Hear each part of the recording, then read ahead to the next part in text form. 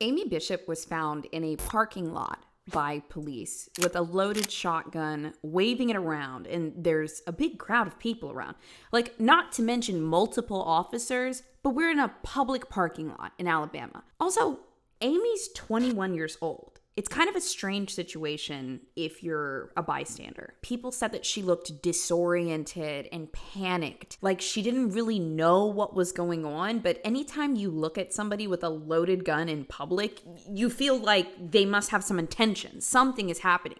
But Amy looked confused. Now, she's not directly pointing this gun at officers or anybody nearby, but she is waving it around, looking around, seeing who's around her, using this gun as a barrier between her and everyone else. So it's not directly pointing, but it is threatening. Now, Amy could have, and quite frankly, given the situation, maybe should have been shot on sight. And I know that might seem a little bit harsh, but the officers know something. Actually, they know two things to be true. One, Amy had used this loaded gun, pointing it at two mechanics and demanding the keys to one of the cars that they were working on. She told them some type of lie that tried to paint her as the victim, but when this lady's holding a shotgun in their faces, they didn't really see her as the victim. She demanded the keys, and instead they ran away. The other thing that the officers know to be true is that Amy Bishop had just shot her 18-year-old brother Seth right in front of their mother. Now, you probably are thinking that that's where this story ends. But in reality, that is the very beginning of the Amy Bishop story.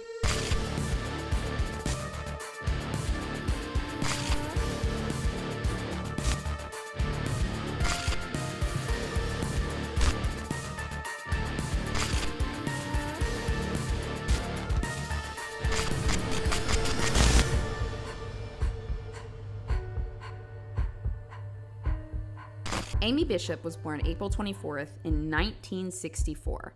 Her parents were Judy and Sam. They both lived in the New England area of the United States. Judy, Amy's mom, coming from New Hampshire, and then Judy's dad, Sam, coming from just another small kind of area in Massachusetts.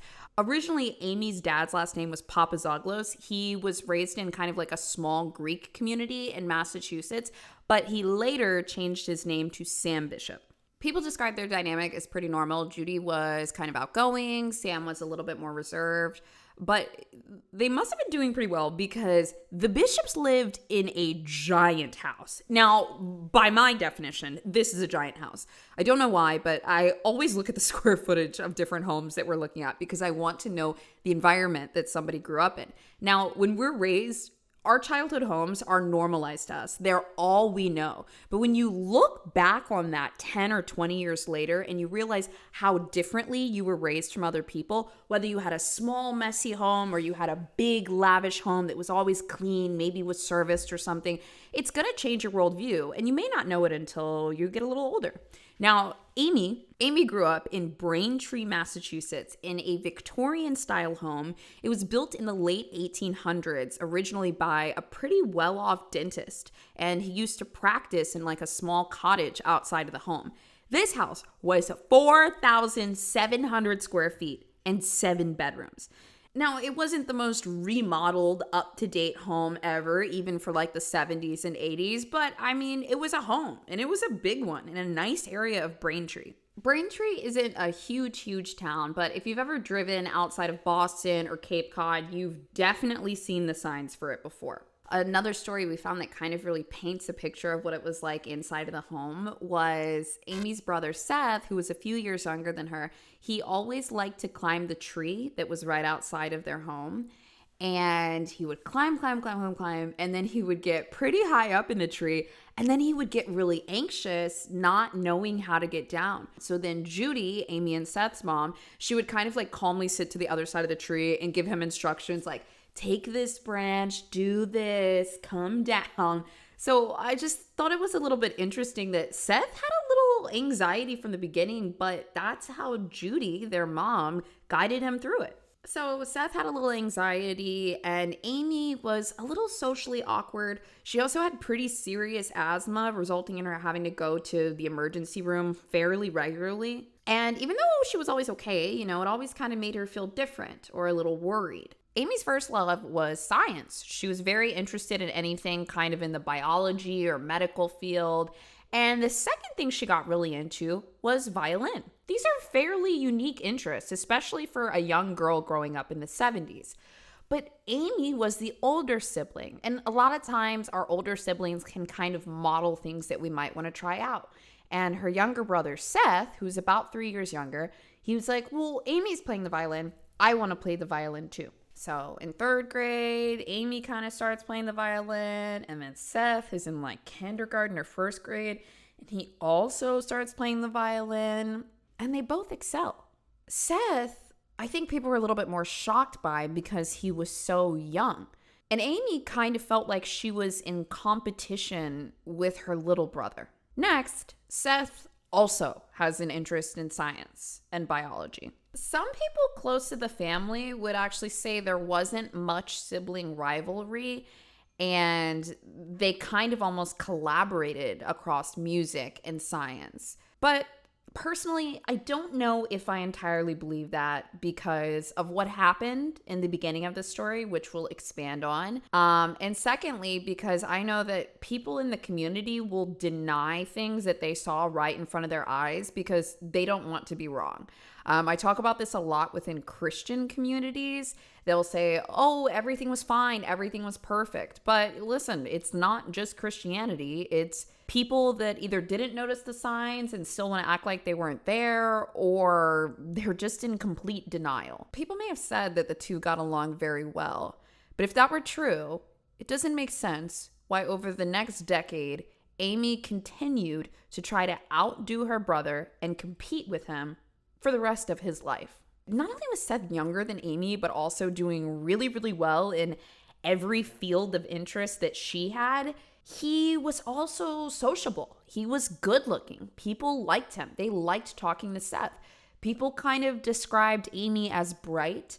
She kind of looked different than some of the other girls. And in one book, I actually found that she was interested in live action role playing. I mean, she liked science and she kind of liked nerdy stuff. But Seth, he was cool. He was popular. At this point, Amy had become an accomplished violinist, but Seth was also a fantastic violinist, mostly by hobby. Another thing is, they went to the same school. So these things were Amy's genuine interest, and they were also Seth's too. Sometimes there can be a little sibling rivalry because children need differentiation. They need to feel special, and they need to feel special in their own right. Instead of Seth or Amy feeling special as a violinist or a scientist, they were pitted against each other within the same household and within the same high school, unbeknownst to everyone around them.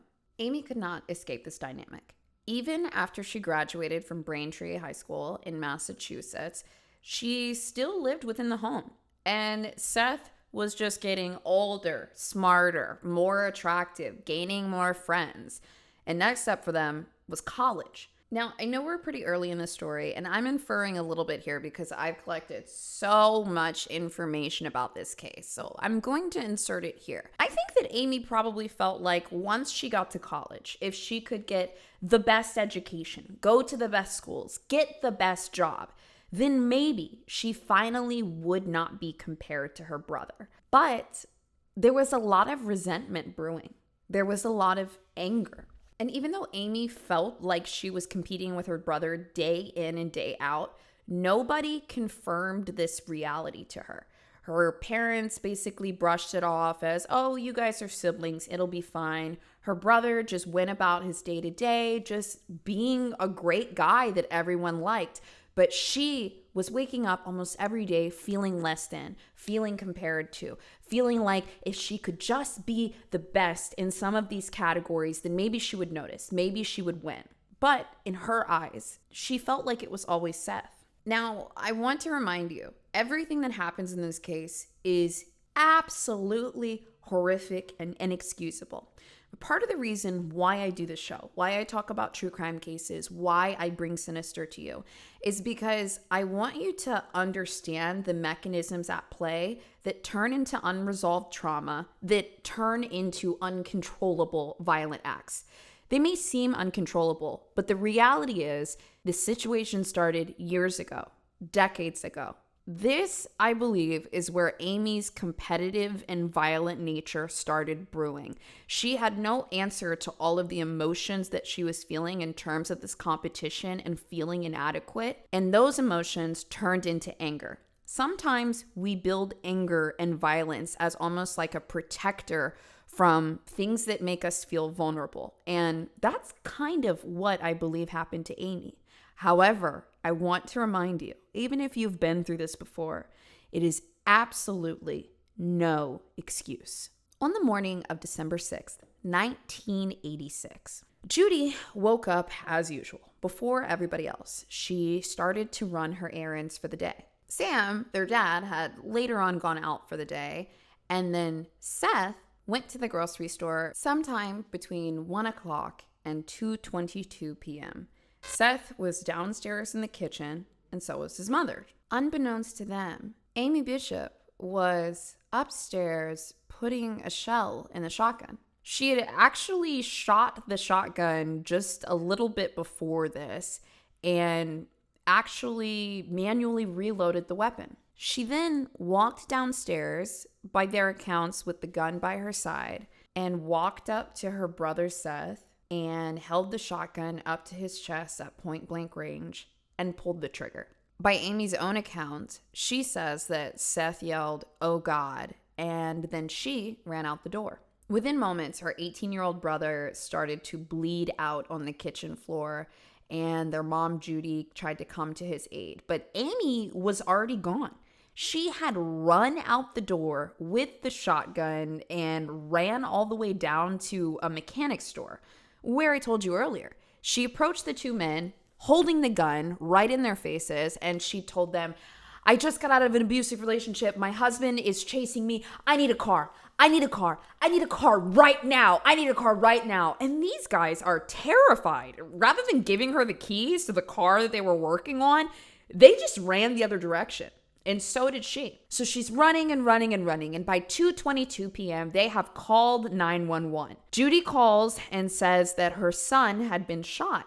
Officers and paramedics start to arrive on the scene at their home in Braintree, but the others go out to look for Amy. After Amy left the mechanic shop, they also called and reported that something had happened. So we have one group of officers at the home in Braintree taking statements, looking at the situation, and the others that are out looking for Amy. And that's where they find her, in the parking lot, disoriented, panicked, confused, waving around a shotgun. And they say, "Amy, Amy, Amy, calm down, calm down. We're gonna take care of you. They're talking to your mom right now. Calm down." And after a few minutes, surprisingly, Amy calms down. She calms down and she puts the shotgun down. Some people in the police force actually know the Bishop family, and it starts to get around that one of the Bishop's children shot the other one. All of the officers are expecting somebody to be charged that day. But when they go to speak to Judy, she kind of says something strange. She says that she already lost one child today, and she's not going to lose another. Because at this point, Seth had been pronounced dead. And Judy didn't care what the story was. I find it strange that she was prepared to give her statement before even talking to Amy. To me, it's almost as though she knew why this happened, but in almost an act of selfishness, she did not want her murderous daughter to be brought to justice, to be punished, and shown that what she did was wrong. Instead, she wanted her home. Judy used her relationships and connections to basically forge a story that never happened. Judy said that on this day, Seth had come home with the groceries and walked into the room to turn on the television. He came back to the kitchen when Amy came downstairs with the gun. Judy stated that Amy came into the kitchen and asked Judy if she could help her unload the gun. Judy stated that she told Amy not to point the gun at anyone. Then she said Amy turned the gun and it went off and hit her son, Seth.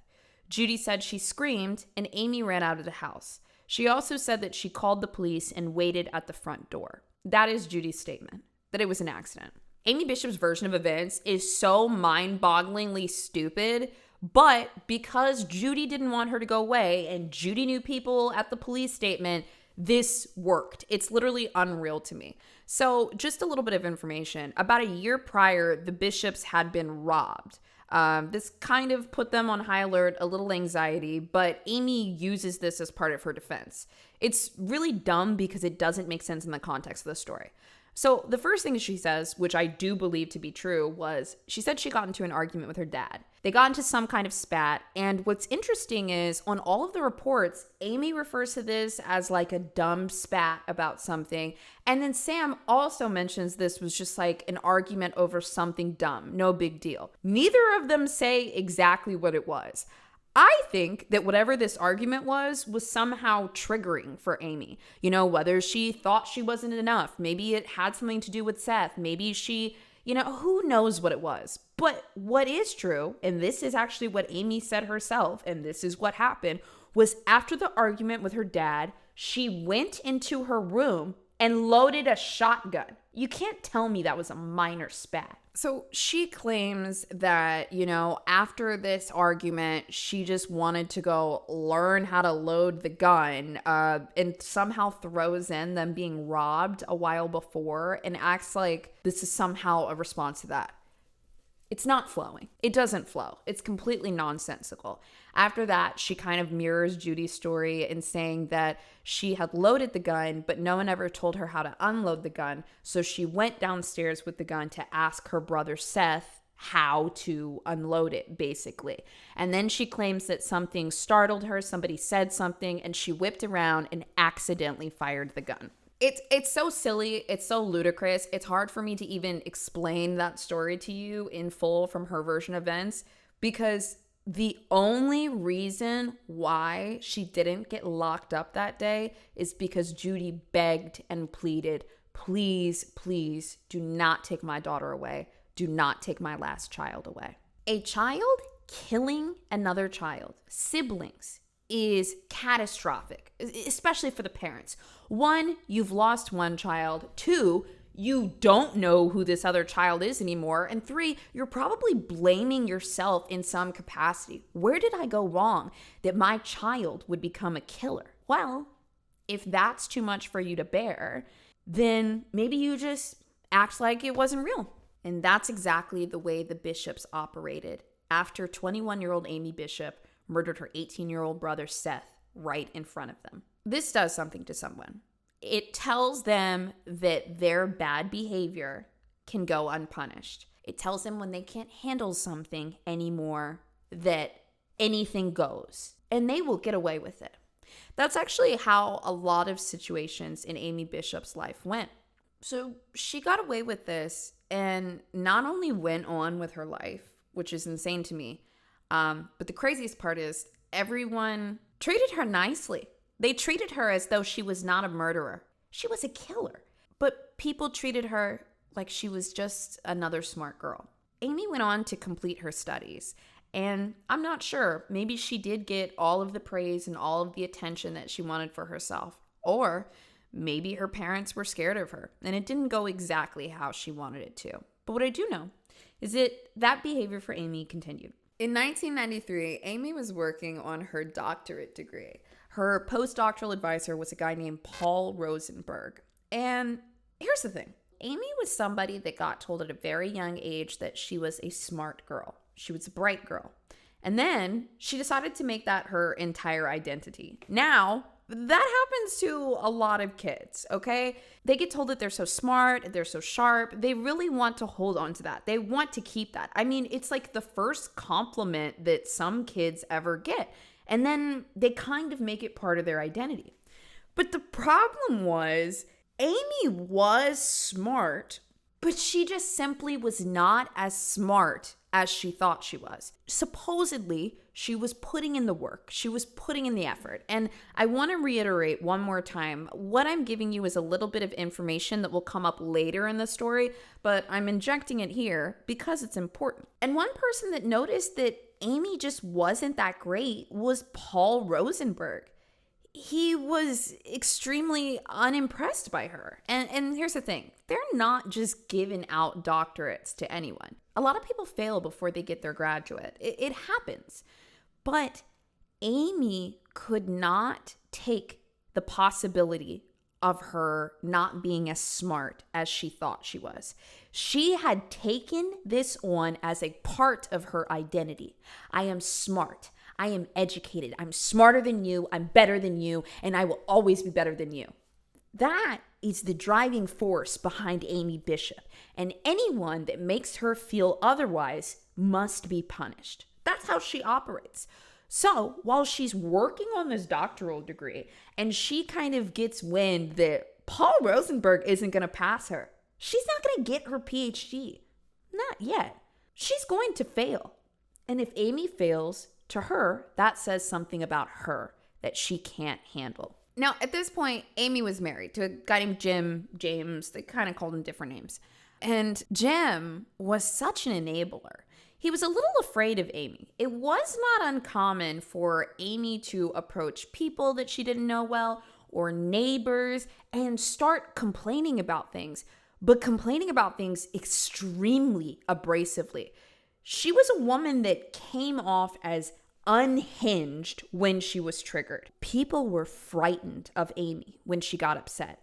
And Jim also similarly was a little bit frightened of her, but he figured out how to tame the beast. Oh, honey, you're so smart. You are brilliant, Amy. You are a genius. She loved the word genius. And he would stroke her ego and tell her how intelligent and wonderful she was and how dumb everyone else was. And Amy fed off this. She believed it. It made her feel good. Or rather, she chose to believe it. So knowing this little piece of information, back to Paul Rosenberg. When Paul kind of says something to Amy to make her feel like she's not going to pass, she confronts him with that same frightening energy that everyone else had seen before. And, Paul had kind of seen this from her before, but this time it was sharp. It was deep. It was touching on Amy's deepest insecurity of not being good enough and being a failure. Now, you should also remember she's got crazy energy that's constantly coming out of her. Anger, resentment. But also, you have to remember, there is a tinge of violence in Amy. She is a killer. She has killed before. And not only has she killed, but she has killed those close to her. Somebody that she grew up with. If you can take all of that into account, I want you to try to imagine what it was like when Amy Bishop would get in your face, angry about something you have done, some way you have disrespected or slighted her, eyes wide, yelling, sharp, and she will not get out of your space. Paul is completely dismissive. He is definitely not passing this lady now. She's out of her mind. And not to mention, she is not good enough at the work to earn the PhD. So Amy goes back home. She goes back home to her husband, and she's pissed. Paul Rosenberg did this. Paul said that. And what does Jim do? Oh, Amy, he's wrong.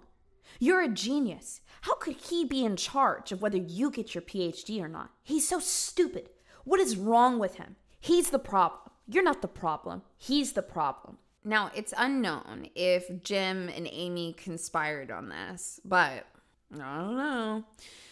Something happened a few days after this dispute. Paul Rosenberg gets a package in the mail. At the time, the Unabomber was a pretty big deal, and he had actually taken a class on how to properly open a package so that you didn't get hurt. So Paul gets this mysterious package on his doorstep, and he's curious. And he opens just barely the corner of the box, and inside he sees a mechanism that he thinks is dangerous. The police arrive and they inspect the box, and they're able to confirm it's a bomb. Somebody had configured a pipe bomb and sent it to Paul Rosenberg. Immediately, without question, Paul says, "It's Amy. It's Amy Bishop. It's Amy. It's Amy. It's Amy. It's Amy. Oh my fucking God, it's Amy." And the police are like, okay. Slow your roll. We're going to investigate. So the police go and they talk to Amy and they talk to Jim. And what do Amy and Jim say? They say, "What? Somebody did what?" And they're like, "Yeah." They sent him a pipe bomb, a pipe bomb in it. And they're like, "Oh my God, it didn't detonate? No? Who could have done that?" So he's okay? Who could have done that? Obviously, that's just my interpretation of it because, like, to me, listen, I'm narrating this and they fucking did it, okay? However, do I have to say allegedly? I don't know if I have to, because later on, the police continued to investigate this with Paul Rosenberg saying, it's Amy, it's Amy, it's Amy. But they kept talking, and the police actually ruled out Jim and Amy as suspects. They completely ruled them out, and they were looking onwards. I don't even think Paul Rosenberg, like, pursued the case much more because he knew.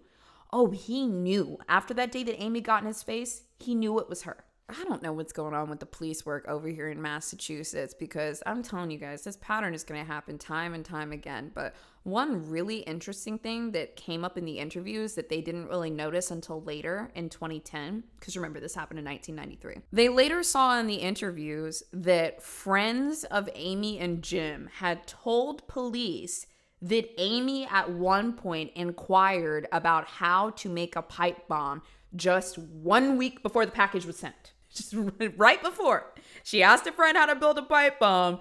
The friends reported this to the police during the interviews after the pipe bomb was found. And still, somehow, they're like, couldn't be Amy. It couldn't be her. Mind-blowing. Also, a quick reminder, I know we're in the middle of the episode, but since a lot of people kind of, jump into these now and then and don't know who I am, hi, I'm BOZE. This is Sinister. This is a true crime show that is focused on female killers. If you are interested in that, make sure you subscribe, like, follow, anything of that nature. But what I do want to warn you on is I handpick and with a researcher kind of dive into all of these cases myself. I pick things I'm passionate about. I pick things that I might be angry about. I pick things that I might feel connected to. I'm always going to pick cases that stir something up in me. So if you like that passion, stick around. But if it's not for you, I completely understand. There are hundreds of true crime shows where things are a little more tame, a little more informative, a little more straight to the point. But this is what Sinister is. It's cases that I care about and me breaking them down for you. Now, fast forward to 2002. It's a Saturday morning in Peabody, Massachusetts, and Amy, her husband Jim, and their children have come to IHOP for a little breakfast. There's something sweet about this because I think a lot of us that had to spend a little time with our families, like, it was kind of fun when you did go to IHOP or Denny's or something. You guys show up at 9 a.m. You get to order orange juice. Listen, I was poor, okay? This is a big deal. Like, the sausage was good. Like, there's some happiness associated with, a family outing at IHOP for me on a Saturday morning. Now, Amy Bishop and her husband, Jim, who is formally named James Anderson, Amy kept her last name, which I thought was a little bit interesting. They arrived at the IHOP. Now, speaking of names, Amy asked for a booster seat for her son. Her son, who happened to be born on the same day as her brother Seth, was named after him. His name was Seth. That's right. Amy named her son after her brother that she murdered, and he was born on the same exact day as her brother. Amy doing that says so much, but interpret that however you want. The hostess had informed Amy that unfortunately they had just given away the last booster seat. And, it didn't look like any of them were going to be free anytime soon. So they would have to wait a little bit longer. And Amy is so shocked by this response because in her head, this is what Amy's probably thinking. In her head, she's like, what do you mean you don't have a booster seat for me? I'm Amy Bishop. You have to have a booster seat for me because I am more important than anybody in this room. That is what Amy said moments later. She yells to the hostess, but we were here first. How could you do this?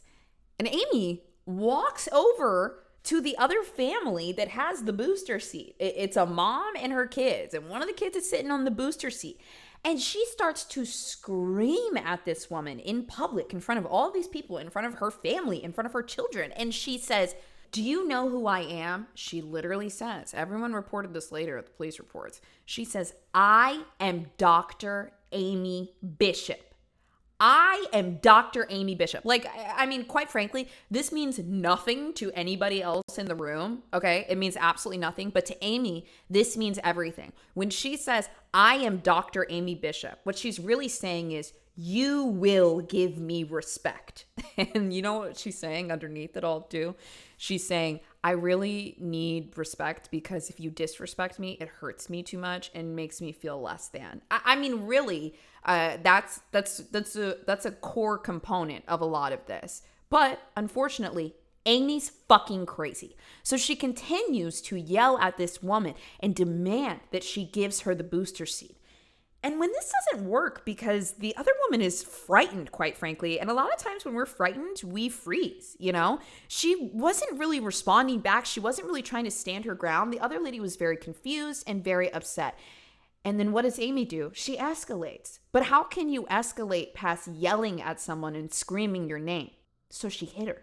In the middle of this busy IHOP on a Saturday morning in Massachusetts, she decks this mom in the face while screaming about her Harvard pedigree and demanding that she give her the booster seat. During this whole altercation, the managers had already asked Amy to leave, but it was completely on deaf ears. By the time she hit her, they had to call the police. The police arrived. They took statements from everybody. They took statements from Amy. She was arrested, but after just a short period of time, her assault charges were dropped and she was requested to take anger management. Amy was never really arrested, nonetheless convicted for the murder of her brother Seth. So there was no report for the officers to look back on and know her violent history. However, we're in a small town and some people knew who Amy Bishop was. Some people knew what happened to Seth, but still, after this incident, they did absolutely nothing. Now, in this same year, 2003, something kind of good had happened for Amy. She landed a job as an associate professor at the University of Alabama Huntsville. Her first impressions on campus in 2003 were not good. One member of the committee said that she was crazy. He said that he had first worried about her mental health 5 minutes after I met her. I think we've all kind of met somebody where the vibes are just off within the first couple of minutes. And you're like, you know what? Not for me. Like there's something a little bit off here. And that's how Amy came off to everybody. Later on in a documentary, some of the students would actually talk about how Amy presented herself to the class. They said that she would constantly mention her pedigree and that she went to Harvard. To Amy, her going to Harvard and having her PhD meant everything. It was a piece of her identity, and it was the confirmation that she was just as smart as she thought she was. The student said that she would regularly come in and introduce the class by saying, I am Dr. Amy Bishop from Harvard. Or she would say, well, at Harvard, we did things this way. Or because of my pedigree from Harvard, she would constantly bring it up. And it's kind of interesting because most of the students did not like Amy Bishop. They would actually even complain about her to other professors because they just thought she was kind of off her rocker. But then some people, staff and students, they kind of had a soft spot for her. If you're somebody that has struggled yourself with mental health, or if you had a family member, a parent, or something that really had their ups and downs or had that kind of wire that was crossed, you probably have a lot of empathy for people that come off the way Amy does. And you know what? Besides, a lot of people thought, look, she's a professor. She has her PhD. Like, yeah, she's a little intense. And I can tell something is off there, but I have a soft spot for this because I've been through it, or I've been there, or I've known this person before and they were harmless. So it was very interesting that most people didn't like Amy. Some people had hard boundaries of keep this lady away from me. But then some people said, okay, Amy's a little weird, but I'm going to let her in. Two of the people that kind of had a soft spot for Amy was the chairman, who was Dr. Gopi Padilla. He sensed something was off with Amy. He dealt with a lot of the complaints about Amy, but you know, he was fine. He was fine with her. I can't help but imagine Amy might have even felt a little bit of competition with him because after 7 years, she was still just an associate professor. Titles and pedigree mean everything to Amy. So Dr. Padilla was a chairman, which is kind of a position of power, and he was an actual professor. Whereas for her, after 7 years, she was still just an associate. The other person was a lady named Deborah Moriarty. Deborah, she also knew Amy was crazy. Like they all knew, but they felt like she was just troubled. She was just troubled, and, they needed to be kind of nice to her. They weren't seeing day in and day out the kind of stuff that Jim was seeing, because Amy would go home and, get mad about something someone did or said and just rant and rage towards Jim and then also towards the neighbors. And he was seeing this all the time. He was seeing this beast that he had to soothe. Amy would do some questionable things, some very egotistical things. She would say some things that were very off color. She was quick to snap, but she wasn't going off the rails on a regular basis. It was just like enough that people wanted to stay away. There was one day where she was working in the lab with other associate professors and students, and they finished a research paper. Do you remember when I said earlier that there was a lot of times where Amy wasn't as brilliant as she believed to be? This is one of those times, because even though Amy was supposed to be the lead on this paper that even some of the students were working on, her name wasn't first. She was not the strongest contributor to the research paper. And for her name to be below another professor or another student was cutting for her. In academia, this order of the names on the papers is pretty important, but it's everything to Amy. When she ends up seeing the final of this, she snaps. She starts yelling at everyone, "Why is my name not first on this? Why is my name not first on this?" Once again, it's hierarchy, it's competition, it's feeling less than, it's feeling disrespected.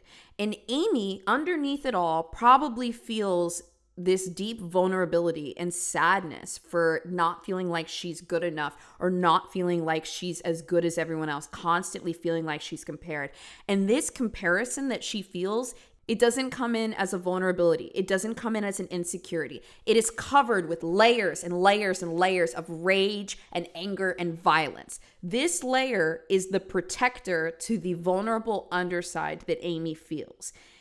And this protector is scary. Now, I don't want to confuse this at all with something like dissociative identity disorder, where the term protector is used quite often. I talk a lot about like different concepts and things, but I generally am talking about it in layman terms. And I believe that most human beings have some type of protector from things that they don't like. Some people might respond manipulatively. Some people may respond angrily. Some people may respond emotionally, right? And no matter what, sometimes a protector figure is angry, but you don't have to have like DID to have a protector in you. And I just want to mention that because I don't want anyone to think that that is something that Amy has. There is no record of her having a dissociative identity disorder. She is just simply someone that gets very, very, very angry and lashes out when she's hurt. This part of her gets so angry that she doesn't even feel the hurt. She doesn't even feel the insecurity or the vulnerability. It is far, far too painful for her. So on this day in the lab, Amy's protector terrifies everyone, screaming, yelling, profanity-laced rants. Now, it doesn't ramp up quite to the point of IHOP where she physically assaults someone, but everyone in the room felt that.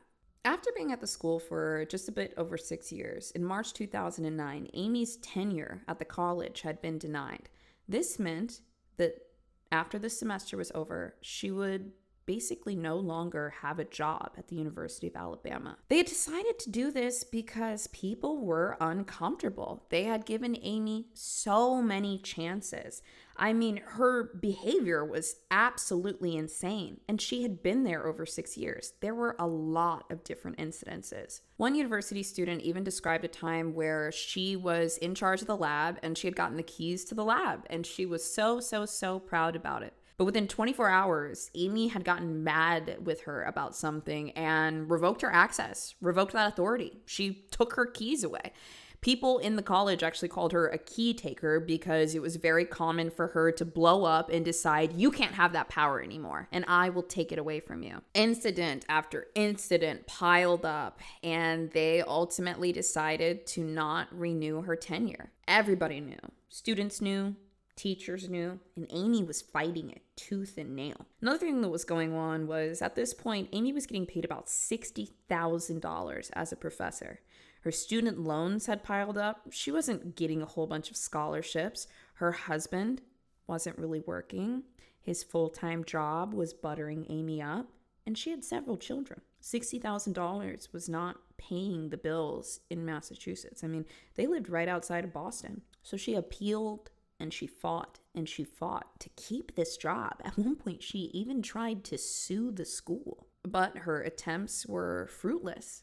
Amy's tenure was not going to be renewed. One student that actually liked her, even spoke to her because they knew that she wasn't coming back. And they said, I mean, what's going on? Are you interviewing for jobs? Are you looking around? And Amy didn't have an answer. It's like this wasn't even something she was looking at. Like, she was determined to win these appeals and keep her job, even though nobody wanted her there and the job really didn't pay that much, considering how much Amy was financially responsible for her family. It was all about ego with her all the time. Amy was aware that the other professors had voted that Amy was not to have her tenure renewed. And one of the people that voted against her was Deborah Moriarty, who had always been really kind to her. But Deborah chose to side with the faculty that Amy was unstable and she had to go. And Amy knew this, even though she and Deborah had always been friends, or honestly more than cordial. They were friends. During the months while all this was going on, people would try to avoid Amy in the hallways because it was not uncommon for her to corner other teachers and say, hey, I want to talk to you about this. I need you to fight for me. I want you to fight for me. And nobody wanted to engage in conversations with Amy because she had such a short fuse that she could go from having a conversation to wide-eyed, in your face, demanding that you give something, and just all that energy and that rage. Most people just wanted to stay away from it. On February 12th, 2010, that same exact student that had mentioned she asked Amy what her plans were and if she was interviewing. That student noticed that Amy came in and she put a bag on the desk. And when the bag sat on the desk, it clunked. And when she looked, there was what looked like a long barrel, the outline of it, inside of a bag. And Amy went about the class slightly like normal. That student asked her, hey, do we have class on Monday? Because Monday was President's Day. Amy gave her a very strange answer. She was like, I don't know. And the student's thinking like, well, if you should know. You should know whether you're working on Monday or not. Like, do we have to be here? And just with the strange energy Amy was giving, she actually thought that Amy might have a gun and that she might try to hurt herself. But she's a student. She doesn't really know what to do. And also, this was in the morning. Shortly after this class, Amy was attending a faculty meeting. Dr. Padilla had actually invited her because he wanted Amy to feel included. He knew that she was not getting renewed. He knew that she would not be here the following school year. But ironically, the meeting was about the following school year.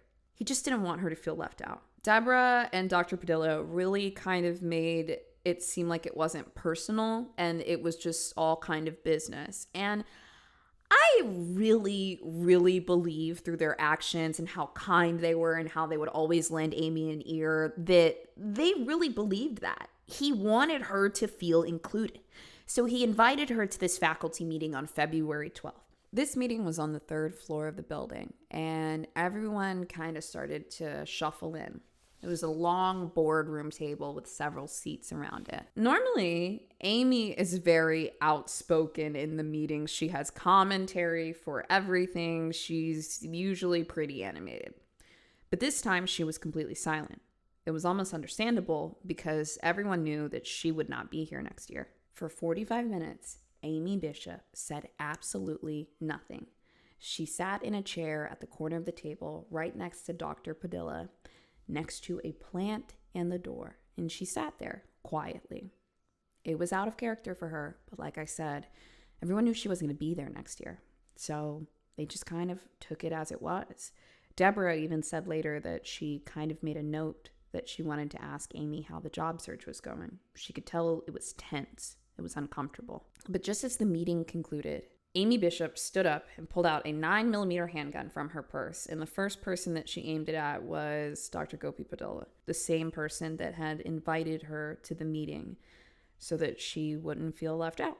She took out the gun and she shot him in the head, and then she proceeded to make her way around the table one by one, shooting all of her colleagues while they were kind of trapped in this small room. Amy was shooting everyone at point blank range. And the 2 people that she killed, Maria Davis and Adriel Johnson, they died pretty much immediately. However, Dr. Padilla, who had been shot first, he was still alive. Amy went around that room shooting people that she had worked with for years and years indiscriminately. She was enraged. She was cold. She didn't care. The only thing on her mind was vengeance. Vengeance for the perceived disrespect about her intellect or her status. She injured the department assistant, Stephanie. She also gravely injured one of the professors, Joseph. And not to mention how fast everything happened, every single person in that room was absolutely traumatized. Amy wasn't done. She kept shooting. She then came to Deborah Moriarty, and Deborah began to ask her, Amy, please don't do this. I have kids. You know, I just had a grandchild. And I mean, Deborah's barely getting all the words out before Amy points the gun in her face and pulls the trigger, which had to have been just an insanely shocking moment for Deborah. Despite all the chaos and everything and the violence that had just happened, like, this was her friend. This was a person that she was kind to for many, many years, despite everything that would happen. But coldly and blindly, Amy pointed this gun in her face and pulled the trigger on her while Deborah was mid-sentence. But the gun jammed, and it didn't stop Amy. She continued to click, click, click, pulling the trigger, pointing it at Deborah. And in that moment, Deborah had a bit of clarity where she says, oh my God, the gun is jammed. I got to get her out of here. And she pushes and lunges Amy out the door, shuts the door, and locks it. It's a terrifying moment because what if Amy gets the gun unjammed? What if she kicks the door? What if she shoots it and then she comes back in? Amy was carrying enough ammunition that day to kill every single person in that room. But instead, when she's pushed out the door and the gun is jammed, she leaves. She runs. She runs down the hallway, and she actually even runs into another professor. And he walks by and he sees Amy disoriented, panicked, almost just like she was years and years and years ago after she had shot her brother. He sees her in the hallway and he says, hey, Amy. And she even stops and says, hey, keeps running. Amy then runs upstairs to the women's bathroom and she washes her gun with soap and water. She cleans it off. She puts it in the trash can, wrapped up in a couple of paper towels. And then she goes to another room in the school and she asks one of the teachers if she can use their phone. And I say, yeah, sure, no problem, Amy. She calls her husband and she asks her husband, Jim, "Are you ready for date night?" And he says, "Oh yeah, come on home." After she made the call, she tried to exit the college through a loading dock in the back, but after everything that had just happened, the police were already there and they were ready to arrest her. They knew exactly who did it. Later on, a prosecutor for the trial would say that the room looked like a bomb had gone off. 6 people had been shot and 3 of them passed away. Biology professors Maria Ragland Davis, Adriel Johnson, and the department chairman Gopi K. Padilla. They were all killed. When the news got back to Jim, the first thing he did was call Judy Bishop. And Judy Bishop asked him, "Did you have a gun in the house?" She knows that Amy should be nowhere near a gun. But what's interesting about this is this shooting was very intentional. In the weeks leading up to it, Amy had asked her husband Jim to get her a gun. But because there was a waiting period in Massachusetts for it, they got it through a friend and ended up getting it expedited. Then, over the next couple of weeks, Amy would go to the shooting range and practice. Why would anyone need a gun expedited unless they had a plan for it? This was a critical piece of information for them to prove that this was intentional and planned. I mean, the crime itself was horrific, but making sure that it's first-degree murder is always a priority for prosecutors. But the other thing that made it pretty airtight were all of the incidents leading up to the shooting that Amy had gotten away with. The IHOP incident, the pipe bomb incident, and the tragedy of her brother Seth's murder. The day after she was arrested at the University of Huntsville, obviously it was everywhere in the news. There were no students present that got hurt during the shooting, but to everyone, it was still a shocking school shooting perpetrated by a professor with a Harvard degree. The media didn't understand, but as soon as Paul Frazier got wind of this, he immediately called the police station that had apprehended Amy. And he was like, "I just want you guys to know that woman killed her brother back in the 80s, and it's haunted me ever since." Paul Frazier was actually still the police chief, and he was very vocal about all of this. He was even the one that went to the public and told everyone that Amy killed her brother back in the 80s. And also, they went back into the files and noticed that some of the information about Seth's murder was missing. It was missing from the police station. If that doesn't tell you that Judy had some type of connection to the police station other than her getting away with that crime in the first place, I don't know what else will. Amy Bishop was arrested on February 12, 2010 and charged with 1 count of capital murder and 3 counts of attempted murder. Later in February, the state's top federal prosecutor announced that they would investigate the December 1993 attempted mail bombing of a Harvard Medical School professor because Bishop, at the time, was considered a suspect. The whole point of that was to bring a little bit of justice and also to have that review shine some light on what could have happened now.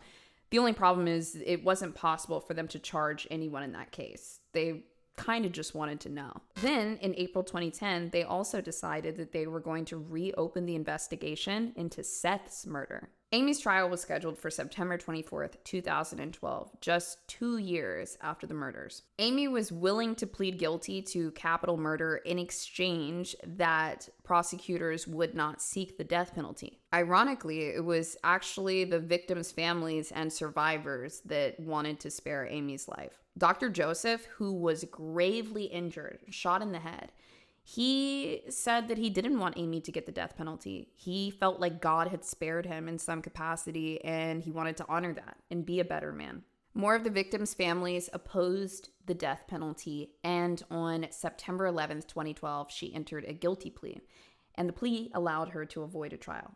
However, on September 24th, 2012, just weeks later, former University of Alabama Huntsville professor Amy Bishop was sentenced to life without parole. Amy's about to be 59 years old as I'm putting this episode out. She's tried several times to appeal, writing 50-page papers saying that she's really, really sorry and she used to be mentally ill and she didn't know what she was doing and she wanted to be let out now. That's right. Amy said she would like to be forgiven and she would like to be let out. In one of her 50-page diatribes, she actually included a handwritten note referring to the shootings as a terrible crime and saying she was terribly sorry for the victims and their families and her own family. No judge heard her pleas, and she continues to serve her sentence in Alabama. Life in prison without the possibility of parole is probably the closest to justice we'll ever see for Amy Bishop, but it is just unfathomable how this behavior was left unchecked for many, many, many years.